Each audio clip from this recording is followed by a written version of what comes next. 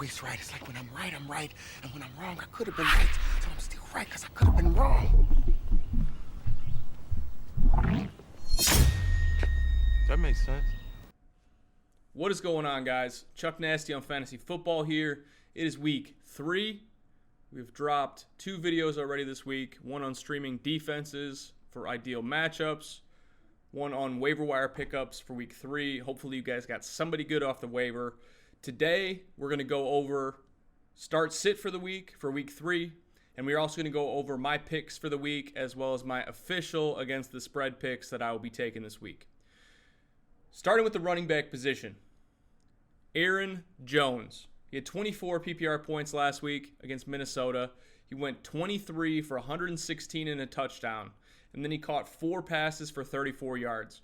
I'm firing him up every single week moving forward until he shows me otherwise. But I have a feeling he's going to have a good week against my Denver Broncos on the road. I'm going to be at this game. Hopefully he doesn't hit us too hard, but I know it's coming, and I've got him in one of my leagues, and you got to play him. So, unfortunate, it is what it is, but he's going to have a good week this week against Denver at home in Lambeau, and I'm going to be drinking a $25 beer in the process. So, next up, Sony Michel. 21 carries for 85 yards and a touchdown last week. He also had a second touchdown call back because he got ruled down on the 1-yard line. They have a pretty sweet matchup against none other than the banged-up New York Jets. C.J. Mosley's probably going to miss this game. He was having some issues with, I believe it was an ankle. And then Quinnen Williams, yes, the draft pick. If you remember, he sneezed in an interview and then blessed himself. That's the guy. Key defensive lineman for the Jets is having some ankle issues. So wouldn't be surprised if he's ruled out as well. I'm starting Sony Michel all day. David Montgomery is my next running back. Week 1 wasn't pretty. He had 6 for 18, 1 catch for 27 yards. Week 2 against Denver, it increased a little bit. I have a feeling that Matt Nagy went back, watched the film, realized how much better he is than Mike Davis, and he had 18 carries for 62 and a touchdown. It really looks like he's starting to gain some market share in this backfield over Mike Davis, and you don't have to worry about Tariq Cohen at all. He's running pretty much all of his routes out of the slot. So he's basically like, I don't know, a wide receiver that has a NOS. I mean, he's not even like a running back anymore. He doesn't even take snaps out of the backfield, and I'm not really sure what to do with Tariq. But fire up David Montgomery all day this week. Last but not least, Devonta Freeman. Okay, he struggled a little bit so far. I own him in 2 leagues, and it's been really unfortunate. I paid third-round draft capital to grab him, and he has a combined total of 12 PPR points in 2 games. Really, really disappointing, but I think this is going to be his game. So the Colts had trouble with Austin Eckler week 1. They had Derrick Henry week 2, who they gave up a bunch of yards to. And their key linebacker, Darius Leonard, has a concussion and may not play. So if Devonta doesn't pop off this week, he's going to be riding the pine for a long time. But I think this is his week to finally prove his value to all of us. I'm going to move on to some sits. Kerryon Johnson. Now, this is probably an unpopular pick, and that's fine. But he had 12 for 41 and 2 catches for 47 and a touchdown against the Chargers. But here's the kicker. He plays the Eagles this week, and they have yet to allow a running back to score a touchdown this season. I understand it's only been 2 games. I just don't think that they start allowing running backs to score this week against the Detroit Lions. I'm sitting Kerryon.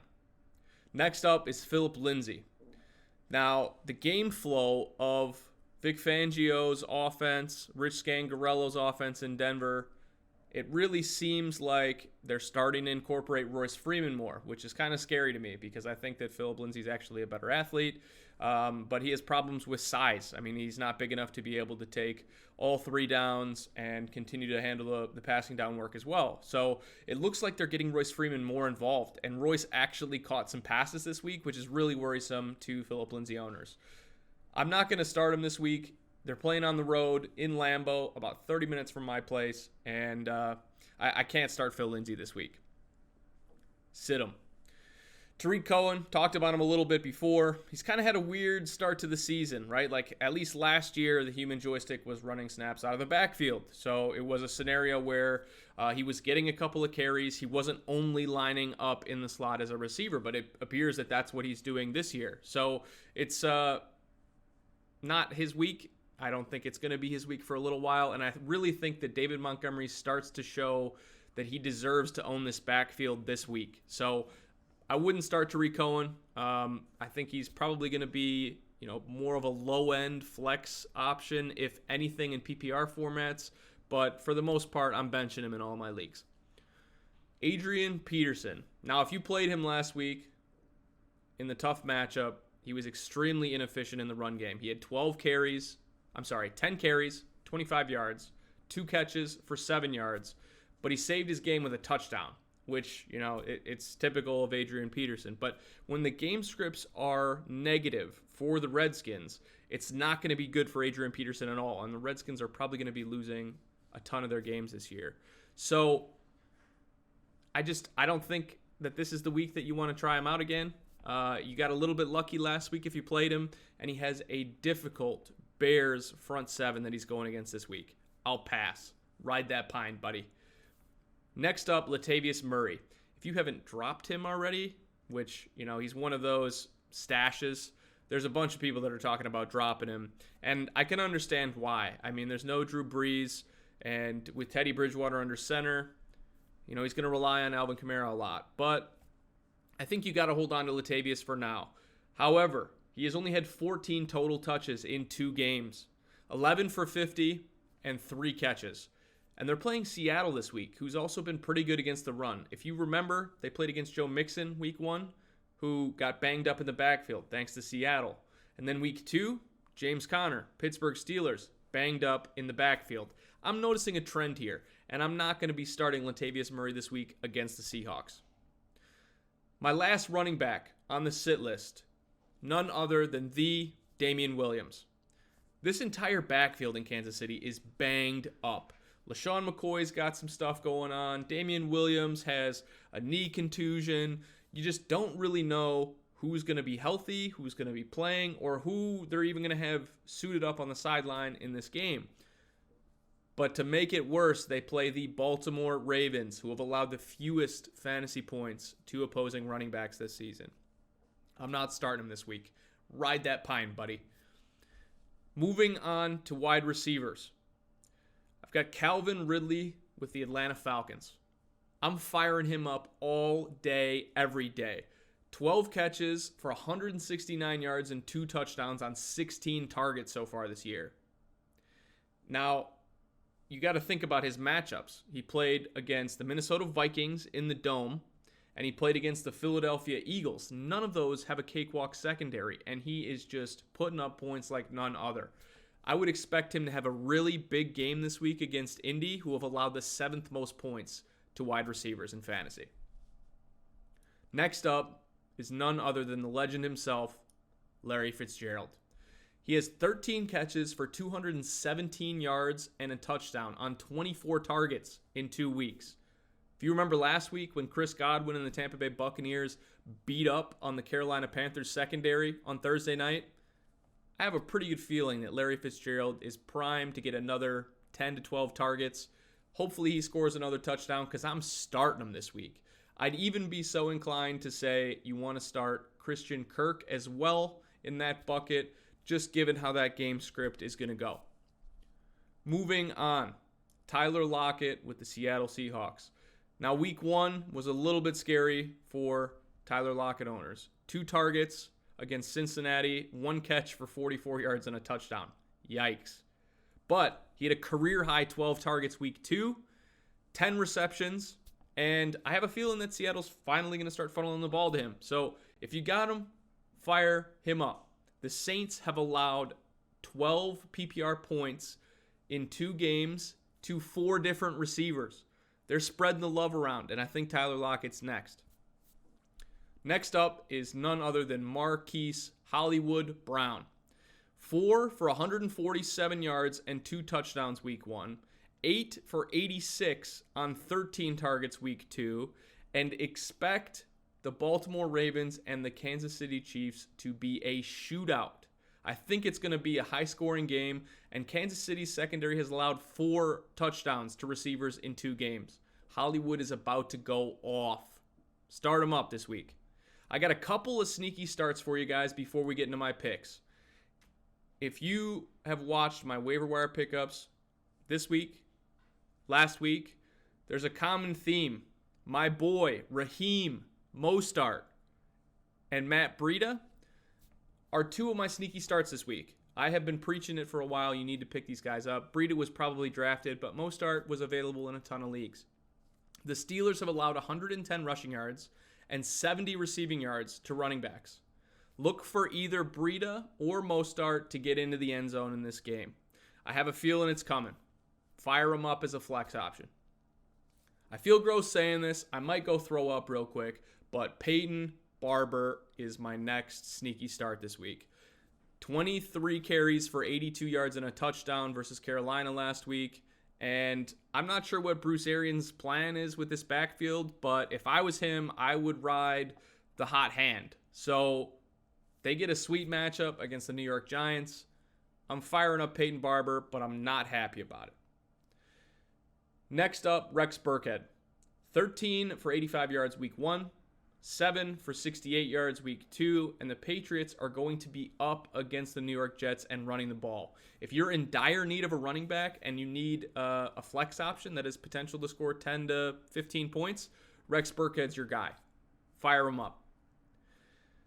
There are 3 sure things in life: death, taxes, and Frank Gore putting a fantasy hurting on at 36 years of age, baby. Sweet matchup. Cincinnati Bengals, who have yielded 213.5 total yards and 2.5 touchdowns to running backs in 2 games. Frank Gore may be 36, but he's going to run like he's 26 this Sunday. He's one of my sneaky starts for this week.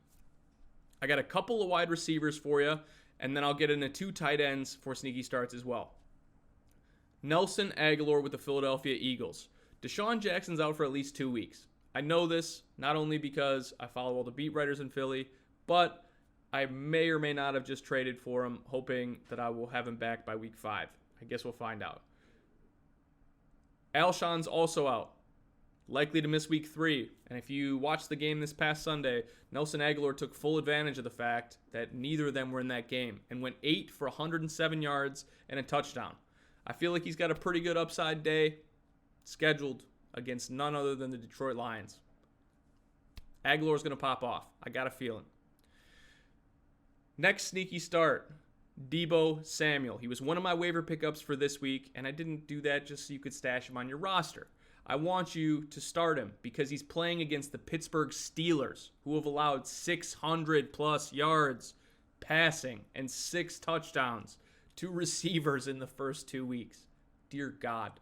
Somebody's going to start Deebo, and it might be a DFS play, or maybe you're just really, really thin this week and you need to start him, but I have a feeling he's going to do big things.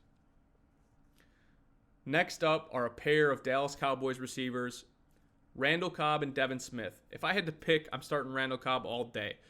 You know, Devin Smith was drafted a couple of years ago. He's pretty quick, but I just don't have that much faith that he's going to have a great day.